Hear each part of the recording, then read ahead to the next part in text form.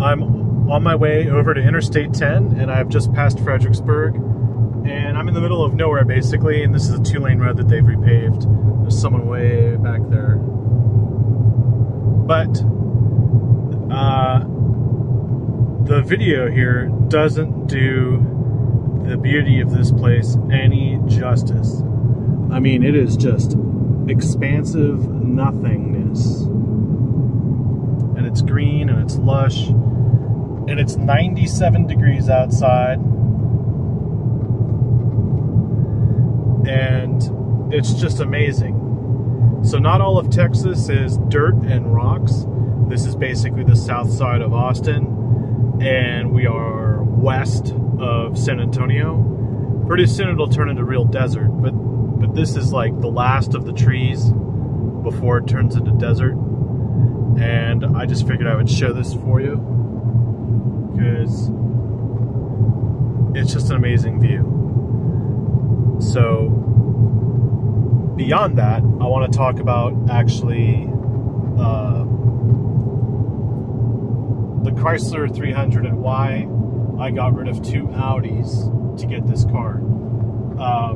Basically, the A3 was smaller than this and it cost more than this, so I decided to get rid of it because it didn't make any financial sense. The A6, it was a diesel, and I had it since new, and I was stuck with it for 2 years making payments on it until the EPA got off their butts and finally, what would you say, agreed to a fix. And so I basically got the fix and then turned it in and took a trade-in value, not a buyback, which is the trade-in value. And I lost money on it, but I basically used that to buy this car. And one thing this has that the A6 doesn't have is a V8. Of course, you can go to an S6 to get the V8, but you're spending $88,000. So instead, I got the Chrysler 300S Hemi and got everything on it except for the alloy package. And out the door, it was less than 40. And the only thing I'm missing here compared to an A6 or even an S6, massage seats and a power trunk lid.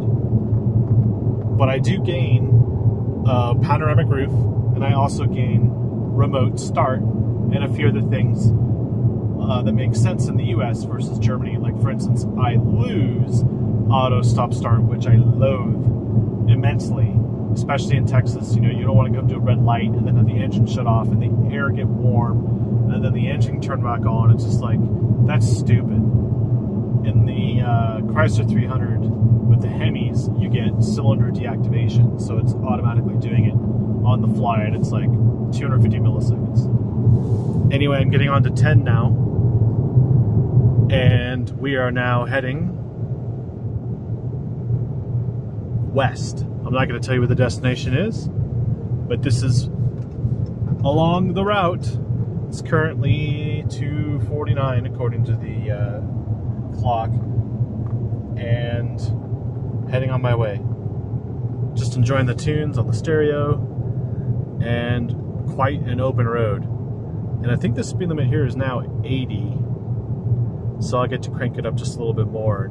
I've actually already had my first speeding ticket in this car. I was pulled over for doing well over 100 miles an hour, but the officer was nice and gave me a ticket for 101 and a 75. And then I ended up going to court, and well, I have to be a good boy for the next 3 months in order to get that ticket dismissed. So that's what I'm doing. I'm being good. See, that's the speed limit. So, oh wait, there's a speed limit sign right there. What does that speed limit sign say? 80? 80. Good. Just in time for a Subaru to get in front of me. There we go. I'm up at 80 now. And we're just going to cruise. And we're going to keep going. I have 276 miles to go until I run out of fuel. So at some point, I'm going to have to fuel up. There we go. Now you can see it. And I'm going to give you an update and a status when I get to a fuel station. So in the meantime, I'm averaging 23.4 mpgs. I've done 128 miles. And it took me 2.5 hours part of that is some idle time and some stuff. I went to get lunch, and I had to do another video of this, part 1. It's a bunch of stupid nonsense, silly stuff. But I got to tell you, once I get out here, the air is much cleaner. I feel so much better. I don't know what the heck was in the air in Austin, but I feel alive now. I feel much more alive. So this is a good thing. Oh, and let's talk about this for a second. Like, there are cars on the side of the road here, and I believe it's good karma to move over or slow down. And, you know, it's a law that you have to move over or slow down, but not both. But I think it's good karma to just get out of the way. And, you know, people who have a flat tire or need fuel, stuff like that, it's not only karma, it's a part of some superstition that I have. Another superstition that I have is if you're driving along and a bird flutters in front of you, I think that's a sign you need to slow down. So I use that opportunity to slow down. So a bird flying across in front of you is probably some like ancient tribal message. And so I will pay attention to that, especially in the middle of nowhere. All right, thanks for watching. Please like and subscribe and follow this whole series because it's going to be interesting. It's going to be interesting. I'm not going to tell you, but it's just going to happen. And I'll see you guys. Ciao.